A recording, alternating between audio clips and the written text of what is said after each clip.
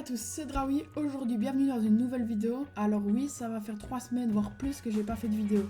Bon, l'autre fois, j'avais fait une intro exprès parce que ça faisait 2 semaines, et là, ça fait 3 semaines. Bon, j'essaye pas de battre des records, non, c'est pas ça, mais c'est juste qu'avec l'école, les révisions, et surtout pendant que je suis au week-end, et ben j'y pense pas trop ou j'ai la tête ailleurs. Donc, aujourd'hui, je vous fais une nouvelle vidéo, et vu que j'avais pas d'idée de concept, on va faire des origamis.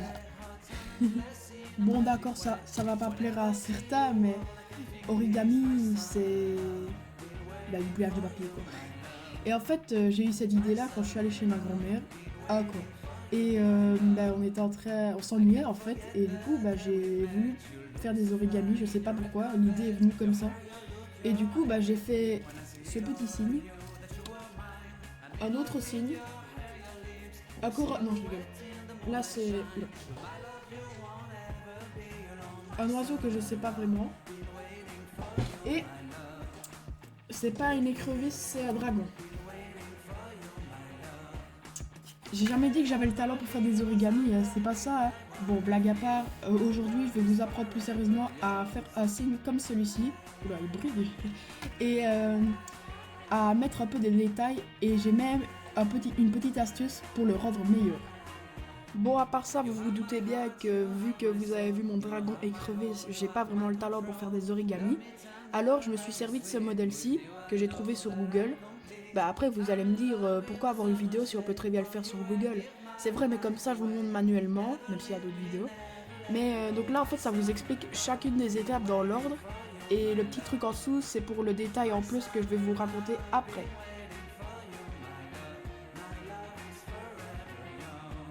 Alors, tout d'abord, pour le matériel, il va falloir vous munir d'une feuille ou de deux si vous voulez faire le détail en plus. Et donc, je vous propose de passer à la réalisation.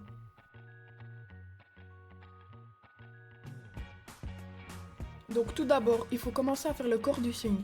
Donc, il faut d'abord que vous pliez votre feuille en deux de façon à joindre les deux coins.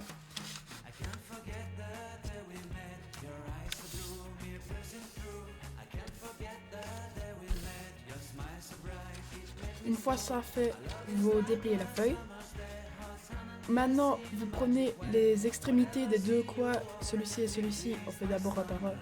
Et puis vous allez replier jusqu'à la ligne qui a été tracée par le premier pli que vous avez fait. Après, vous faites pareil de l'autre côté.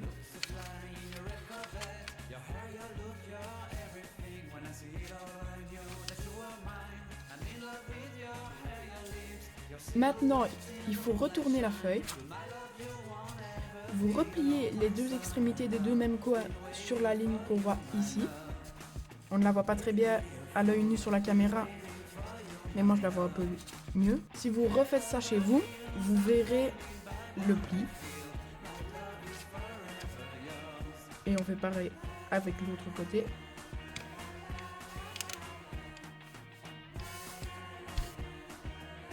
Donc, une fois que vous avez fini de faire le corps, il faut prendre cette extrémité-là et la joindre vers le bas.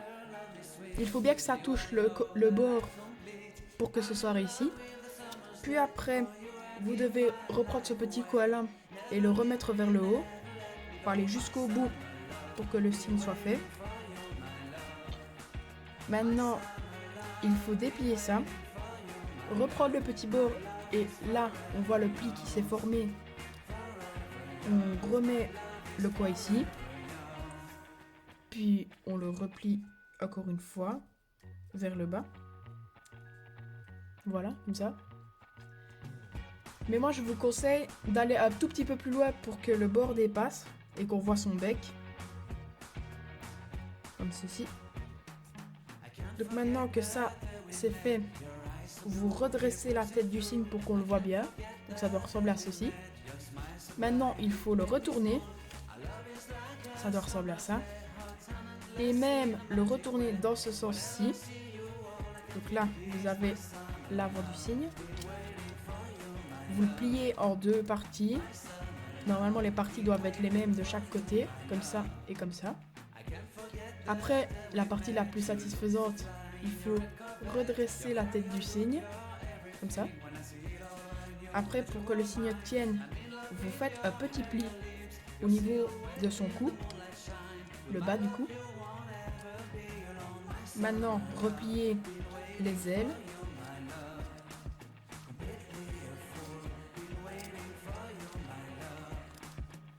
Et faites pareil de l'autre côté.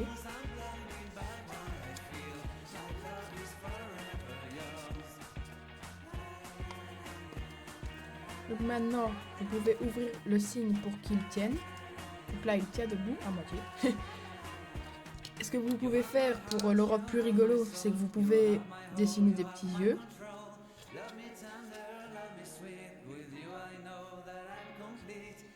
Donc voilà. Là, vous avez votre signe qui se tient droit. Et maintenant, je vais vous présenter une petite astuce pour le rendre meilleur. Donc ce qu'il faut savoir tout d'abord, c'est qu'un signe, ça ressemble à ça. Je pense que la plupart le savent, mais en fait, ils ont des plumes un peu plus élevées que sur mon origami. Donc ce qu'il faut faire déjà, c'est passer par la queue et le plier de façon à ce que ce soit plus volumineux, comme ça.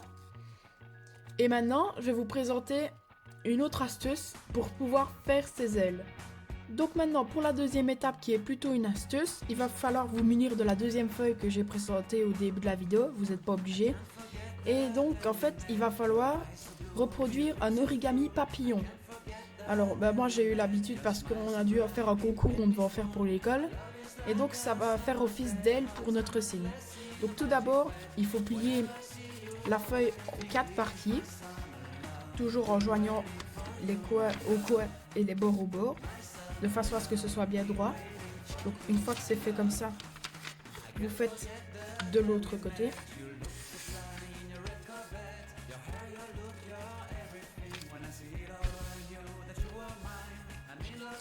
Maintenant que vous avez fait les médianes, il faut faire les diagonales. Donc vous pliez coin par coin, comme ceci. Puis vous aplatissez pour que ce soit bien droit et bien lisse. Puis vous refaites pareil avec l'autre diagonale. Voilà. Donc vous devez obtenir quelque chose qui ressemble à ça. Donc une fois que ça c'est fait, vous devez prendre cette petite partie ici et cette partie là et les joindre entre elles, comme ça. Et puis aplatir le tout qui va ressembler à ceci. Donc vous avez une partie comme ça. Donc aplatissez bien la partie. Vous avez ça. Et puis maintenant, il va falloir prendre ces deux coins-là. Donc vérifiez bien qu'il reste encore du papier en dessous des deux côtés. Et vous allez les rejoindre les deux vers le sommet opposé qui est au-dessus. Comme ça. Donc maintenant, ce que vous allez faire, c'est que vous allez retourner votre papillon et, enfin, qui vont faire office d'aile de cygne du coup, et prendre cette partie ici et la redresser jusque tout en haut. Donc ça, c'est ce qui est normalement fait pour faire le corps du papillon, mais là, ça va nous servir des ailes du cygne. Et donc vous pliez sur les côtés pour que ça ne parte pas trop en haut. Et puis le petit coin qui dépasse, vous le repliez vers l'arrière, comme ça. Et là, tout ce que vous avez à faire, c'est de prendre ceci et de le replier en deux. Encore deux parties les mêmes, comme avec le cygne.